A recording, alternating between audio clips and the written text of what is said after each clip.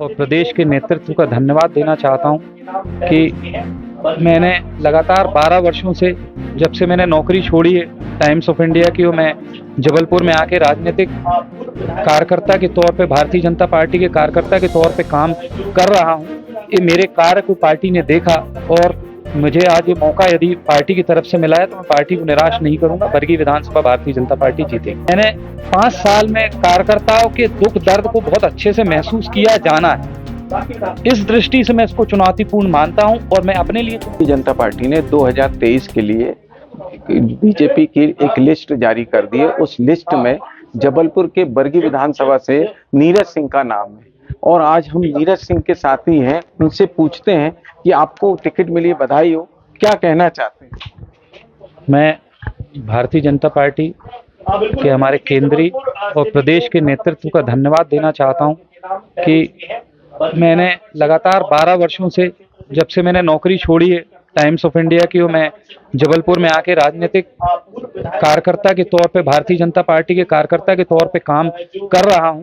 ये मेरे कार्य को पार्टी ने देखा और मुझे आज ये मौका यदि पार्टी की तरफ से मिला है तो मैं पार्टी को निराश नहीं करूंगा। बरगी विधानसभा भारतीय जनता पार्टी जीतेगी। पत्रकारिता के क्षेत्र पे आपने पत्रकार भी काम किया है, अब आप क्या कहते हैं, पिछली बार हार का क्या कारण मानते हैं आप?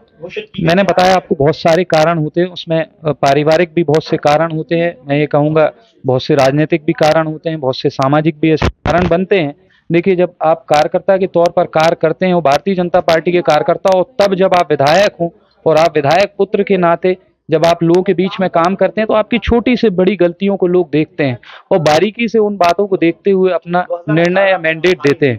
मुझे लगता है कि कुछ हमारे व्यवहार कार्य में कहीं कोई कमियां रही होंगी जो हमारे कार्यकर्ताओं ने देखी होंगी या जनता ने देखी होगी, जिसके कारण से हम चुनाव हारे थे। उन कमियों को हम दूर करेंगे। आज टिकट पहली लिस्ट जारी हुई, उसी में आपको मिल गया है, टिकट मिल गई है। अब आप इसको कितना अच्छा मानते हैं कि क्या फायदे होंगे प्रत्याशी के? मुझे लगता है कि मुझे समय मिलेगा। मैं हूं एक मैनेजमेंट का छात्र भी साथ में। मैंने अपना जीवन पूरा, आप ये समझिए कि यदि मैंने नौकरी की है तो वो मैनेजमेंट के क्षेत्र से ही मैंने की है और अभी तक मैंने माताजी का चुनाव का संचालन किया है, मैनेजमेंट किया है।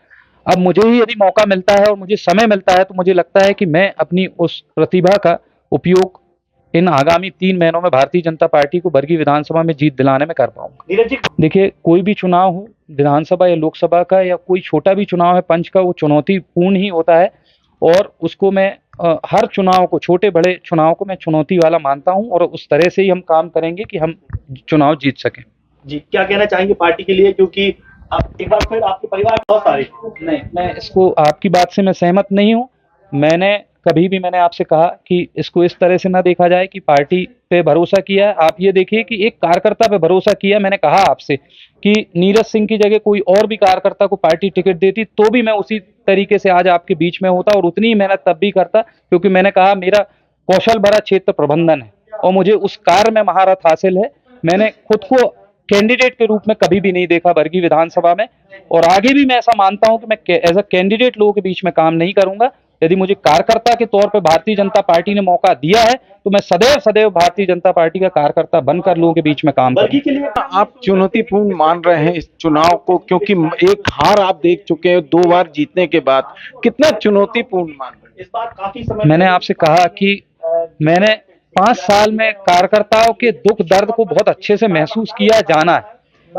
इस दृष्टि से मैं इसको चुनौतीपूर्ण मानता हूं और मैं अपने लिए चुनौतीपूर्ण ना मानते हुए मुझे ऐसा लगता है कि पार्टी और हर कार्यकर्ता के लिए, जनता के लिए चुनौतीपूर्ण है। क्योंकि यदि जनता ने पिछले बार किसी एक कार्यकर्ता को, किसी और पार्टी के व्यक्ति को मौका दिया, उन पे भरोसा किया और जब वे उस कार्य पर खरे नहीं उतरे हैं और जब पुनः हमें मौका मिल रहा है कि हम 2023 में 2018 की गलती जो हुई थी उसको बदल सके, तो ये बहुत बड़ी चुनौती होती। मैंने कहा हार को जीत में बदलना, इससे कठिन कोई कार्य नहीं होता है।